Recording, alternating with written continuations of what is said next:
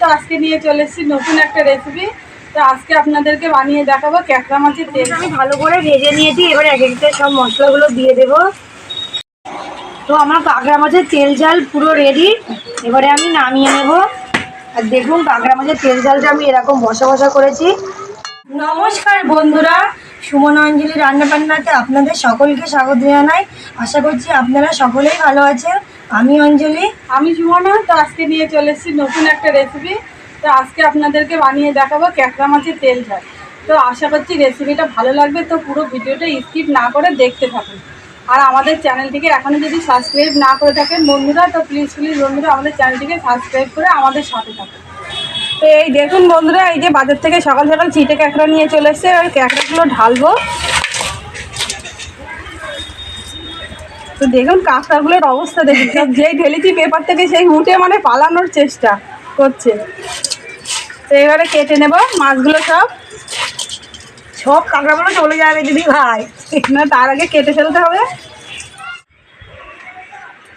তো দেখুন বন্ধুরা, এই ক্যাকড়াগুলো কিন্তু ধরার কায়দা আছে, একটু ঠিকঠাক করে না ধরলে এই যে দাগটা দেখতে পাচ্ছেন, এটা দিয়ে কিন্তু কামড়ে দিতে পারে।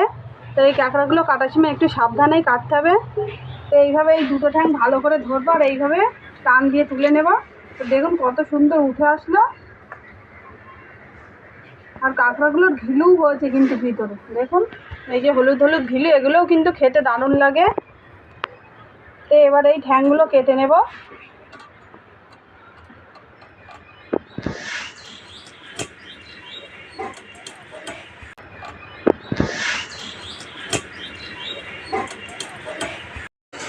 তো দেখুন বন্ধুরা, এই যে এইদিকে কাঁকড়া মাছগুলো সব কাটা হয়ে গেছে, এবারে পরিষ্কার করে ধুয়ে নেব। আর এইদিকে যে কাঁকড়ার ঘিলুগুলো আছে সেগুলো বের করে নেব।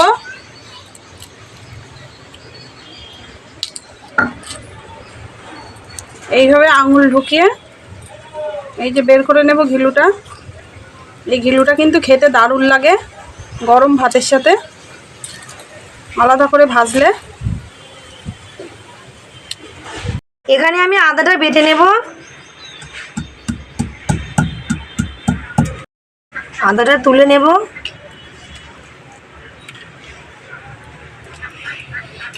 গোটা জিরে বেটে নেব।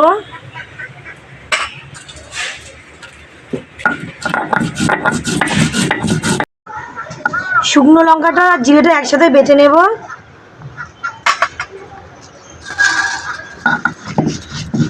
দিয়ে দিয়েছি, কড়াটা বসিয়ে দেব।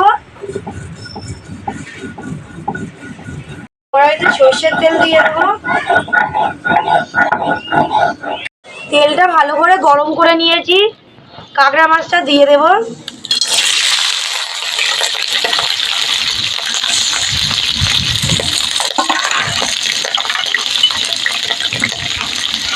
হলুদ গুঁড়ো,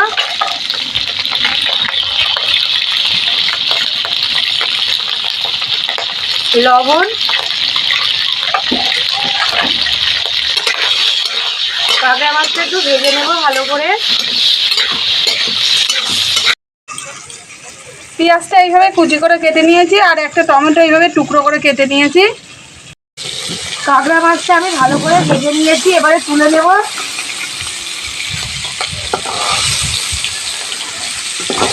একটু সর্ষের তেল দিয়ে দেব। তেলটা গরম হয়ে গেছে, ফোড়নে কালো জিরে আর একটা শুকনো লঙ্কা দিয়ে দেব। পেঁয়াজ কুচি দেব।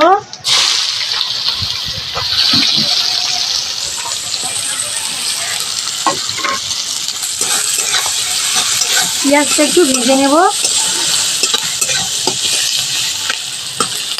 পেঁয়াজটা একটু ভেজে নিয়েছি, এবার টমেটো কুচিটা দিয়ে দেব।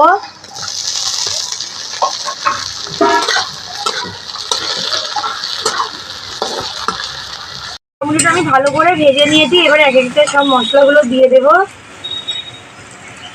ধনে গুঁড়ো, এখানে আছে আদা, শুকনো লঙ্কা, জিরে বাটা,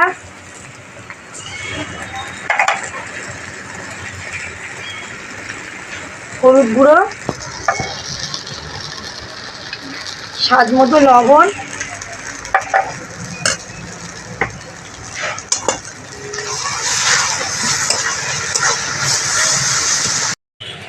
মশলাটা আমি 2 থেকে 3 মিনিট কষিয়ে নিয়েছি। এবার এই কাঁকড়ার ঘিউটা দিয়ে দেব।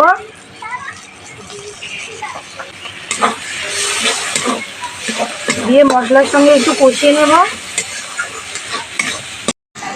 এবারে ভেজে রাখা কাঁকড়া মাছটা দিয়ে দেব, দিয়ে একটু কষিয়ে নেব সব কিছুর সঙ্গে।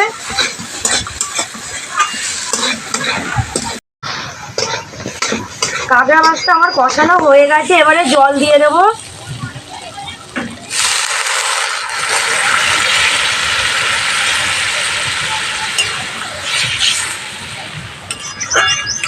ফুটিয়ে নেব। এবার একটু দুটো কাঁচা লঙ্কা দিয়ে দেবো চেরা। তো আমার কাঁকড়া মাছের তেল ঝাল পুরো রেডি। এবারে আমি নামিয়ে নেব। আর দেখুন কাঁকড়া মাছের তেল ঝালটা আমি এরকম বসা বসা করেছি।